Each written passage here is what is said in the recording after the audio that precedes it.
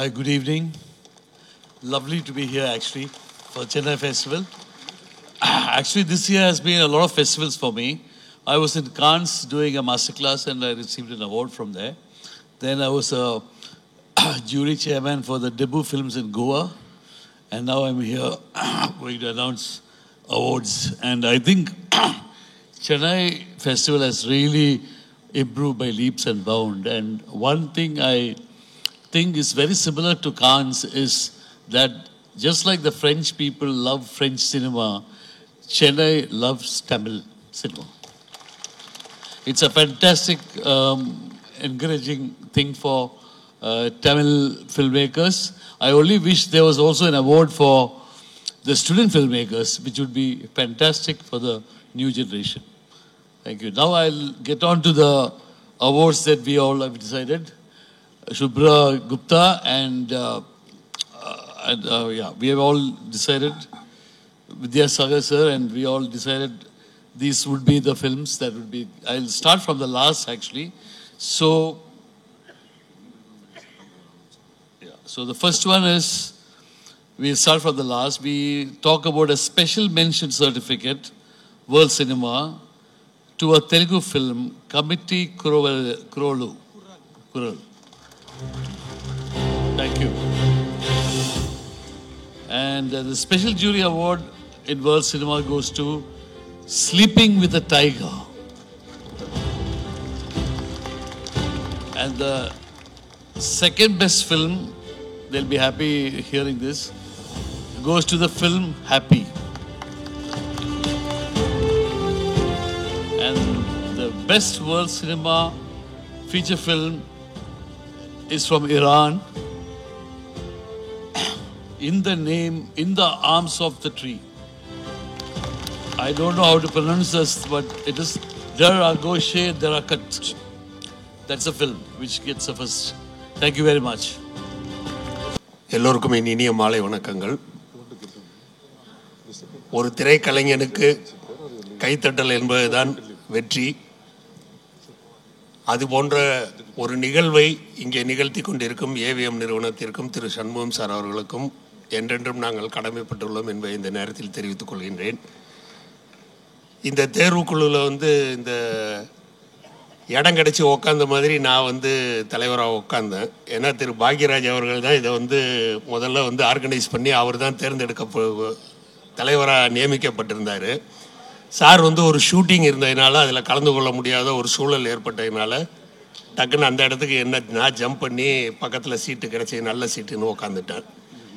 ஆனால் அற்புதமான படங்கள் ஏற்கனவே எல்லாமே ரசிகர்களால் பாராட்டப்பட்டு ரசிகர்களின் பெரிய பாராட்டை பெற்றுச்சு. அதாவது இந்த விருதுக்கு ஈக்குவலாக ரசிகர்களின் பாராட்டுகளை பெற்ற படங்கள் தான் இந்த தேர்வில் வந்திருந்தது.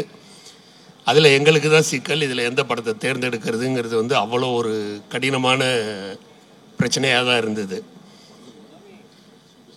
இதில் எல்லாருமே ஒரு 5 பேர் இந்த கமிட்டியில் இருந்தோம். 5 பேரும் ஒன்றா இணைந்து எல்லாத்தையுமே டிஸ்கஸ் பண்ணி எல்லா படங்களையுமே நல்லபடியாக தேர்ந்தெடுத்திருக்கோன்னு நான் நம்புகிறேன். விருது கிடைத்தவர்களுக்கு பெரிய வெற்றி, விருது வரலைன்னா அடுத்த வெற்றிக்கு நம்ம போராடணுங்கிறது அர்த்தம். நிச்சயமாக எல்லாருக்கும் என்றைக்கும் விருதுகள் உண்டு. இந்த வாய்ப்பை வழங்கிய திரு சண்முகம் அவர்களுக்கும் மேடையில் வீற்றிருக்கின்ற எல்லோருக்கும் வாழ வைத்து கொண்டிருக்கும் ரசிகர் பெருமக்களுக்கும் என்னுடைய வணக்கங்களை கூறி விடைபெறுகிறேன். நன்றி, வணக்கம். சென்னை 22வது சர்வதேச திரைப்பட விழாவுக்கு வந்திருக்க மேடையில் இருக்கிறவங்க, முன்னால் இருக்கிறவங்க, பத்திரிகை மற்றும் அனைத்து ஊடக நண்பர்கள் எல்லாத்துக்கும் என்னோடய பணிவான வணக்கம் தெரிவிச்சுக்கிறேன். சிறப்பான முறையில் இந்த ஃபெஸ்டிவல் நடந்திருக்கு. அதற்கு மெயினாக இவ்வளோ சிறப்பு காரணம் ரசிக பெருமக்கள் தான். அவங்க தான் மெயின். ஏன்னா அவங்களுடைய ஆதரவு அப்படிங்கிறது நம்ம வரும்போது பார்த்தோம். அவ்வளவு அரங்க நினைஞ்சு எல்லா படங்களுக்கும் அவ்வளோ பேர் அவ்வளோ ஆதரவோடு பார்த்துக்கிட்டு இருந்தாங்க.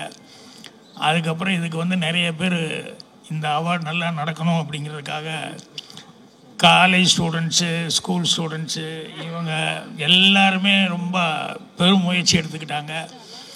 அவங்க எல்லாத்துக்கும் நன்றியை தெரிவிச்சுக்கிறேன். அதே மாதிரி மெயினாக வந்து தமிழக அரசு வந்து இதுக்கு முழு மூச்சான ஆதரவு வந்து இது கொடுத்துருந்தாங்க. அது சண்முக சார்லாம் பேசும்போது வந்து கண்ணன் சார் இவங்கெல்லாம் பேசும்போது சொல்லிகிட்டு இருந்தாங்க. ஸோ தமிழக அரசுக்கு அவங்களுக்கும் சொல்லிக்கிறேன். அதே மாதிரி வந்து இந்த வரவேற்புரை இது ஆரம்பத்தில் ஃபஸ்ட்டு ஃபங்க்ஷன் ஸ்டார்ட் பண்ணும்போது வரவேற்புரை நிகழ்த்தும் போது அந்த 2 பேரும் பெண்மணிகள் வந்து இந்த சர்வதேச திரைப்பட விழாவை வந்து அதனுடைய முக்கியத்துவம் என்ன, அதனுடைய பயன் என்ன அப்படிங்கிறதெல்லாம் வந்து ரொம்ப சிறப்பான முறையில் வந்து ஆரம்பத்துலேயே இவங்கெல்லாம் பேசியிருந்தாங்க. ஸோ ரொம்ப சந்தோஷமாக இருந்தது. அதே மாதிரி விருது வாங்கினவங்க எல்லாத்துக்கும் என்னுடைய மனமார்ந்த பாராட்டுக்கள். விருது வாங்கிறதுக்கு மிஸ் ஆகிருந்தால் கூட பரவாயில்ல, அவங்க முயற்சி பண்ணியிருக்காங்க, அவங்களுக்கு என்னுடைய பாராட்டுக்கள் தெரிவிச்சுக்கிறேன். இதில் சண்முகம் சார் அவர்களுக்கு தான் வந்து ஒரு ரொம்ப முக்கியமான ஒரு பாராட்டியும் நன்றியும் சொல்லணும். என்னென்னா, அவர் விழா ஆரம்பிக்கும் போது நான் சினிமா துறையில் சினிமாவிலேயே இருந்தேன், எங்கள் குடும்பமே சினிமாவில் இருந்தது. ஆனால் நடுவில் வந்து திடீர்னு அப்பா வந்து என்னை வந்து வேறு ஒரு துறையை பார்த்துக்க சொல்லி அனுப்பிச்சிட்டாரு. அதனால் எனக்கு அந்த தொடர்பு மிஸ் ஆகிடுச்சேன்னு எனக்கு உள்ளூர் ஒரு பெரிய வருத்தம் இருந்தது. ஆனால் இப்போ மீண்டும் இந்த சர்வதேச திரைப்பட இதில் வந்து நான் உள்ள பொறுப்பெடுத்து வந்ததுனால எனக்கு அது ரொம்ப சந்தோஷமாக இருக்குது. இது ரொம்ப சிறப்பான முறையில் வந்து நான் செய்யணும் அப்படின்னு சொல்லிட்டு ரொம்ப ஆத்மார்த்தமாக வந்து அன்றைக்கி பேசினார். அவர் பேசும்போது என் பக்கத்தில் பார்த்திபன் உட்காந்துருந்தாப்புல. அவர் ரொம்ப ஸ்லோவாக நடந்து வந்தார். நான் பார்த்திபன்கிட்ட கேட்டேன், என்னப்பா அது, அவங்க அப்பாவோடையெல்லாம் படம் எல்லாம் எடுக்கும்போது நான் பார்த்தேன், இவர் ஸ்கூல் ஸ்டூடெண்ட்டு, என்ன இவ்வளோ ஸ்லோவாக நடந்து வர்றாரு அப்படின்னு. உடனே பார்த்திபன் சொன்னால், அந்த குடும்பத்தில் எல்லாருமே அப்படி தான் சார், ரொம்ப நிதானமாக தான் நடப்பாங்க அப்படின்னு சொல்லிட்டு, அதாவது உண்மையிலேயே அவ்வளவு பொறுமையாகவும் அவர் இதாகவும் அவங்க வீட்டில் எல்லார்கிட்டையும் நான் பழகியிருக்கேன். எல்லாருமே அப்படி அந்த அளவுக்கு நிதானமாக இருப்பாங்க. அது ரொம்ப நல்ல விஷயம். அவர் வந்து அதை எப்படி இருந்தாலும் நல்லபடியாக அதை செய்யணும் அப்படின்னு சொல்லிட்டு ரொம்ப அக்கறை எடுத்துக்கிட்டாரு. அவருக்கு எல்லாருமே வந்து பக்கபலமாக இருந்தாங்க. அப்புறம் இந்த வருஷம் கண்ணன் சார் பேசும்போது சொன்னார், என்எஃப்டிசியில் கூட 30 lakhs வரைக்கும் அவங்க சப்போர்ட் பண்ணாங்க அப்படின்னு சொல்லிட்டு. அதுவும் எனக்கு ரொம்ப, இவ்வளோ பேர் இவ்வளோ சப்போர்ட் கொடுத்துருக்காங்க அப்படின்னு சொல்லிட்டு. இன்றைக்கி சினிமா இண்டஸ்ட்ரி அப்படிங்கிறது வந்து வணிக ரீதியாக எந்த அளவுக்கு அது ஏற்றம், எந்த அளவுக்கு இறக்கம் அப்படிங்கிறது எனக்கு கரெக்டாக சொல்ல தெரியல. ஆனால் சினிமாவுடைய தரம், சினிமா உலகத்தினுடைய தரம் அப்படிங்கிறது வந்து சிறப்பான முறையில் தான் இருக்குது அப்படிங்கிறத நான் ஃபீல் பண்ணுறேன். என்ன காரணம்னா, நான் சினிமாவுக்கு வர்றதுக்கு முன்னால் அப்போல்லாம் சினிமா படங்கள் பார்க்கும்போது இது எம்ஜிஆர் படம், சிவாஜி படம், ஜெமினி படம், எஸ்எஸ்ஆர் சார் படம் அப்படின்னு சொல்லிட்டு இப்படி ஆர்டிஸ்ட்டுக்கு பேராக சொல்லி படம் பாட்டிருக்கிறதுங்கிறது ஒரு இதாக இருந்தது. அதுக்கப்புறமா தான் கொஞ்சம் அதை மாதிரி டைரக்டர்கள் பேரெல்லாம் வந்து சொல்ல ஆரம்பித்தாங்க. அது பந்துலு சார் படம், பீம்சிங் சார் படம், ஸ்ரீதர் படம், அப்புறம் கேஹெச்ஜி படம், ஏபிஎன் படம் அப்படின்னு சொல்லிட்டு டைரக்டர்கள் பேரெல்லாம் வந்து சொல்ல ஆரம்பித்தது. அது அதனுடைய வளர்ச்சி. ஏன்னா அவங்கெல்லாம் வந்து ஆர்டிஸ்ட் ஸ்க்ரீனில் தெரிகிறவங்களுக்கு ஈக்குவலாக அந்த அளவுக்கு பேர் எடுத்தாங்க அப்படிங்கிறது. நடுவில் வந்து அது கொஞ்சம் சின்ன ஒரு தொய்வு இருந்தது. மறுபடியும் ரஜினி படம், கமல் படம், இப்படி வந்து ஆர்டிஸ்ட்டுக்கு பேரெல்லாம் சொல்லிக்கிட்டு இருந்தது.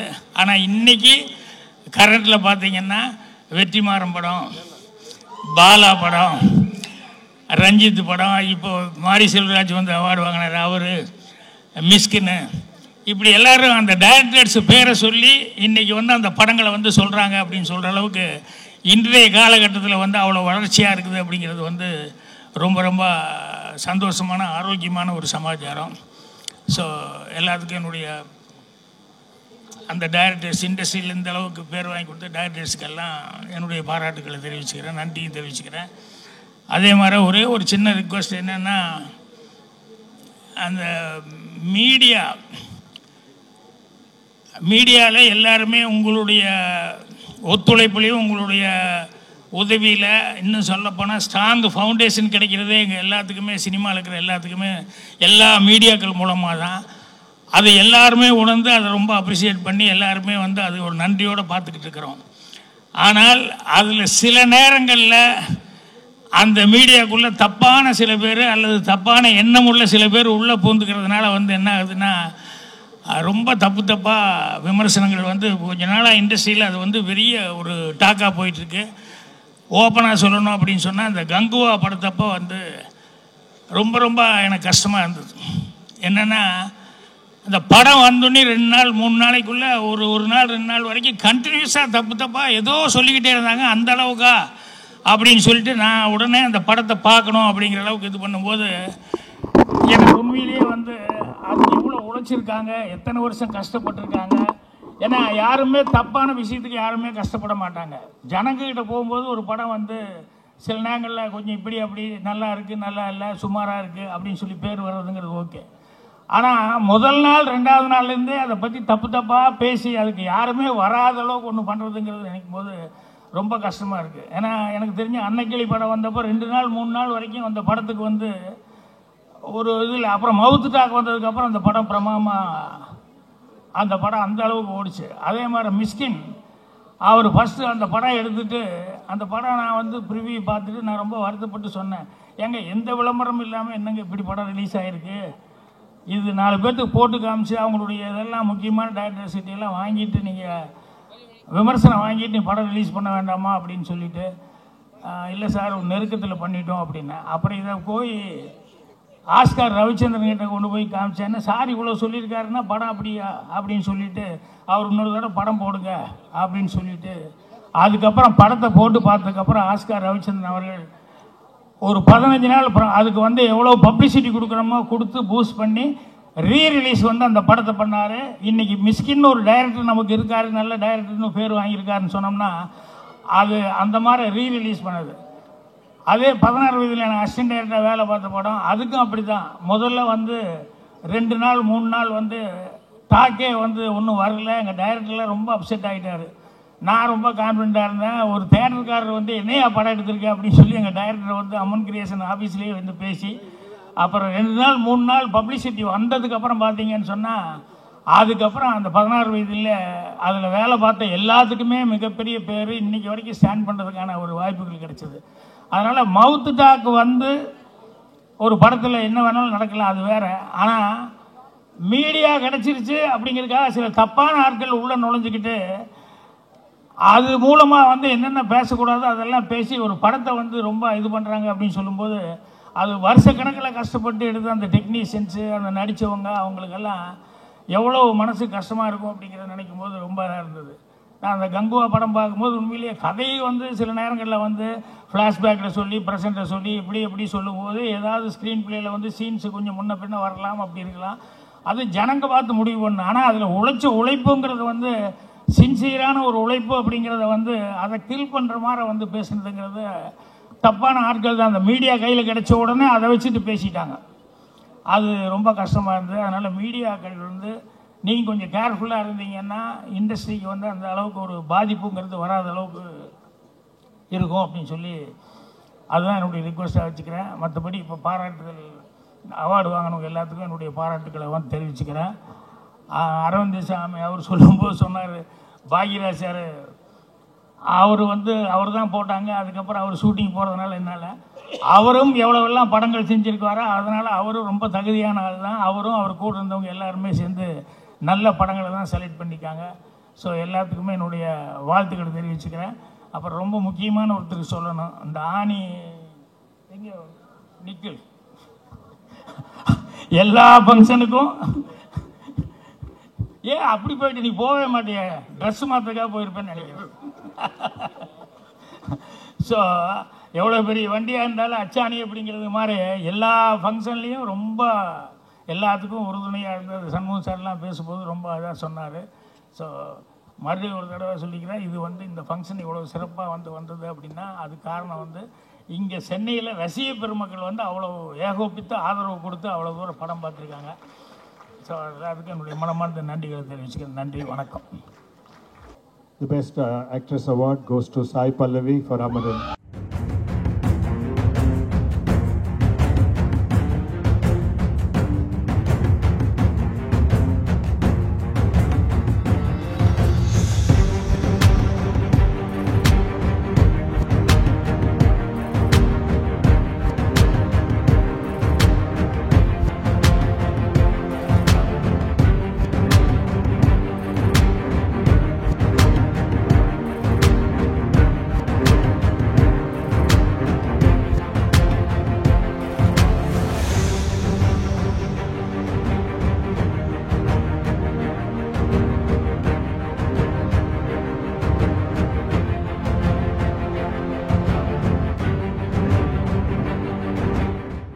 Mr. Vijay Sethupathi.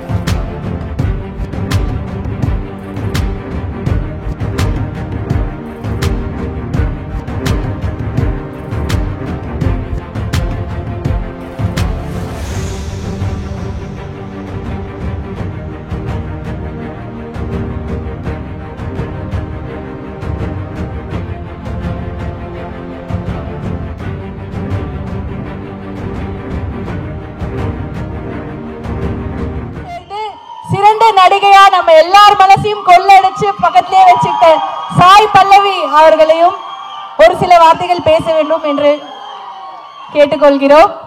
We request Vijay Sethupathi sir and Sai Pallavi அவர்கள் இருவரையும் ஒரு சில வார்த்தைகள் பேச அழைக்கிறோம். எல்லாருக்கும் வணக்கம். Thank you so much. நான் ஃபஸ்ட்டு ஜூரிக்கு தான் தேங்க் பண்ணுவேன். ஏன்னா இன்னைக்கு இந்த வருஷத்தில் அவ்வளோ நல்ல நல்ல படங்கள்லாம் வந்திருக்கு. அதில் வந்து they thought that I deserve this. So அதுக்கு ரொம்பவே நன்றி. அண்ட் ஒரு ஆக்டருக்கு எப்போவுமே வந்து ரொம்பவே முக்கியமானது ஒரு நல்ல ஒரு கேரக்டர் அண்ட் அது நல்லா எழுத தெரிஞ்ச ஒரு டிரெக்டர் அண்ட் அதை வந்து ஒரு எக்ஸிக்யூட் பண்ண தெரிஞ்ச டிரெக்டர். அந்த மாதிரி எனக்கு வந்து I was so happy that I was blessed with director like Rajkumar. And அது எப்படி வந்து கன்சீவ் பண்ணாரோ அதே மாதிரி ஆடியன்ஸுக்கு அது டெலிவர் பண்ணி இந்த அளவுக்கு இந்த ஒரு இம்பேக்ட் கொடுத்துச்சுன்னா அதுக்கு அவர் காரணம். அவர் இப்போ இங்கே இல்லை, அவர் வந்துட்டே இருக்காரு. பட் யா, ஸோ அவருக்கும் நான் ஒரு பெரிய நன்றி சொல்லணும். அண்ட் சம்டைம்ஸ் ஒரு கேரக்டர் நம்ம பண்ண அப்புறம் அதோட இம்பேக்ட் வந்து நமக்கு தெரியுதா அப்படிங்கிறது வந்து ஒரு டவுட் தான். பட் இந்த படம் நடித்த அப்புறம் I think the last 2 months அதில் ஒரு மாதமாக வந்து I've been experiencing so much of love and ஒரு ஓவர்வெல்மிங் ஃபீலிங் ஃப்ரம் இங்கே தமிழ் ஆடியன்ஸாக இருக்கட்டும், இல்லைன்னா கேரளா அண்ட் தெலுங்குல இருக்கட்டும். ஸோ இதுக்கு வந்து ஆடியன்ஸ் எல்லாருக்குமே ரொம்ப பெரிய நன்றி. இப்போ இந்த 9:30 மணிக்கு கூட இங்கெல்லாம் நீங்கள் இருந்து இவ்வளோ ஷேர் பண்ணிகிட்டு இருக்கீங்களோ உங்கள் எல்லாத்துக்குமே ஒரு பெரிய பெரிய நன்றி. Thank you very very much. Thank you so much. Thank you. எல்லாருக்கும் வணக்கம். முதல்ல இங்கே வந்து இவ்வளோ நேரம் வந்து இதை பொறுமையாக ரசித்து கொண்டாடினவங்க அத்தனை பேருக்கும் ரொம்ப நன்றி. இந்த ஃபிலிம் ஃபெஸ்டிவலில் ஏன்னா நான் ரொம்ப அழகான லேர்னிங் இருக்குது, எனக்கு மெமரிஸ் இருக்குது. இங்கே ஒரு முறையும் படம் போடும்போதெல்லாம் அவ்வளோ ஆர்வமாக ஓடி வந்து நான் படம் பார்த்துருக்கேன். அங்கே நான் இந்த இடத்துல இப்போது நான் 2வது முறை விருது வாங்குகிறேன். ரொம்ப சந்தோஷமாக இருக்குது. இந்த விருதை கொடுத்தவங்க அத்தனை பேருக்கு ரொம்ப நன்றி. முழுக்க முழுக்க இது நித்திலனுக்கு மட்டுமே சொந்தமான விருது. அவனுடைய சிந்தனைக்கும் அவனுடைய செயலுக்கும் அவனோட உழைப்புக்கும் அது. So thanks to Nithilan. அப்புறம் நாளைக்கு விடுதலை ரிலீஸ் ஆகுது, தேட்டரில் வந்து படத்தை பார்த்துருங்க. ஆமாம், எதனால் இன்றைக்கி சேர்த்து அதுக்கு சேர்த்து பேசுகிறேன். படம் பாருங்கள், படம் உங்களுக்கு ரொம்ப பிடிக்கும் நினைக்கிறேன். இன்றைக்கி என்னோட சேர்த்து விருது வாங்கின அத்தனை பேருக்கும் என்னுடைய வாழ்த்துக்கள். இங்கே இருக்க எல்லாரும் எனக்கு தெரியும். ஸோ இவங்க எல்லோரும் சேர்ந்து இந்த மேடையில் இந்த விருதை வாங்கல நான் ரொம்ப சந்தோஷப்படுறேன், பெருமைப்படுறேன். அதுவும் ஃபிலிம் ஃபெஸ்டிவல் வாங்குறதுக்கு ரொம்ப ரொம்ப நன்றி. I love you all and happy new year. எல்லாருக்கும் இனிய புத்தாண்டு நல்வாழ்த்துக்கள். Merry Christmas. வாழ்க, நல்லா இருங்க, சந்தோஷமா இருங்க. நன்றி.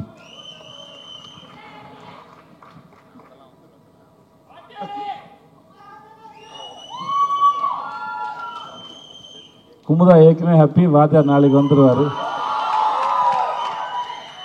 Thanks baby, I love you baby.